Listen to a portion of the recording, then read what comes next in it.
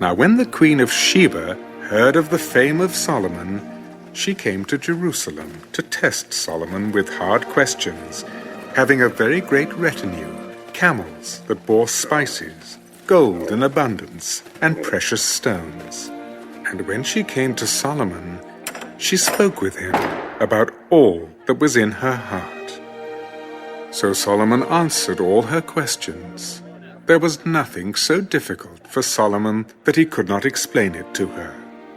And when the Queen of Sheba had seen the wisdom of Solomon, the house that he had built, the food on his table, the seating of his servants, the service of his waiters and their apparel, his cupbearers and their apparel, and his entryway by which he went up to the house of the Lord, there was no more spirit in her. Then she said to the king, "It was a true report which I heard in my own land about your words and your wisdom. However, I did not believe their words until I came and saw with my own eyes. And indeed, the half of the greatness of your wisdom was not told me. You exceed the fame of which I heard. Happy are your men, and happy are these your servants, who stand continually before you and hear your wisdom. Blessed be the Lord your God, who delighted in you, setting you on his throne to be king for the Lord your God. Because your God has loved Israel, to establish them forever, therefore he made you king over them, to do justice and righteousness." And she gave the king 120 talents of gold, spices in great abundance, and precious stones. There never were any spices such as those the Queen of Sheba gave to King Solomon. Also, the servants of Hiram and the servants of Solomon who brought gold from Ophir brought algum wood and precious stones. And the king made walkways of the algum wood for the house of the Lord and for the king's house, also harps and stringed instruments for singers.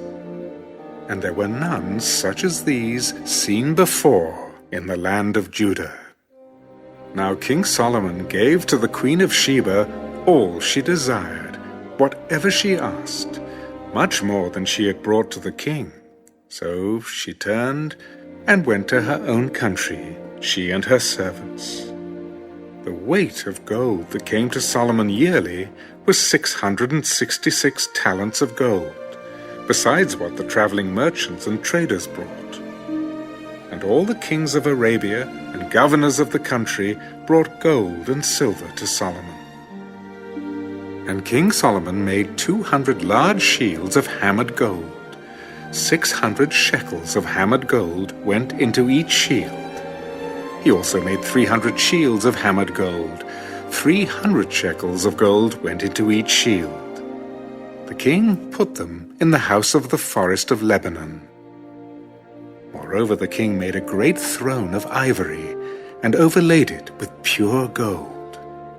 The throne had 6 steps with a footstool of gold, which were fastened to the throne. There were armrests on either side of the place of the seat, and 2 lions stood beside the armrests. 12 lions stood there, one on each side of the 6 steps. Nothing like this had been made for any other kingdom. All King Solomon's drinking vessels were gold, and all the vessels of the house of the forest of Lebanon were pure gold. Not one was silver, for this was accounted as nothing in the days of Solomon. For the king's ships went to Tarshish with the servants of Hiram. Once every 3 years the merchant ships came, bringing gold, silver, ivory, apes, and monkeys. So King Solomon surpassed all the kings of the earth in riches and wisdom. And all the kings of the earth sought the presence of Solomon to hear his wisdom, which God had put in his heart. Each man brought his present, articles of silver and gold, garments, armor, spices, horses and mules, at a set rate year by year. Solomon had 4,000 stalls for horses and chariots, and 12,000 horsemen whom he stationed in the chariot cities, and with the king at Jerusalem. So he reigned over all the kings from the river to the land of the Philistines, as far as the border of Egypt. The king made silver as common in Jerusalem as stones, and he made cedar trees as abundant as the sycamores which are in the lowland. And they brought horses to Solomon from Egypt and from all lands. Now the rest of the acts of Solomon, first and last, are they not written in the book of Nathan the prophet, in the prophecy of Ahijah the Shilonite, and in the visions of Iddo, the seer concerning Jeroboam, the son of Nebat? Solomon reigned in Jerusalem over all Israel 40 years. Then Solomon rested with his fathers, and was buried in the city of David his father. And Rehoboam his son reigned in his place.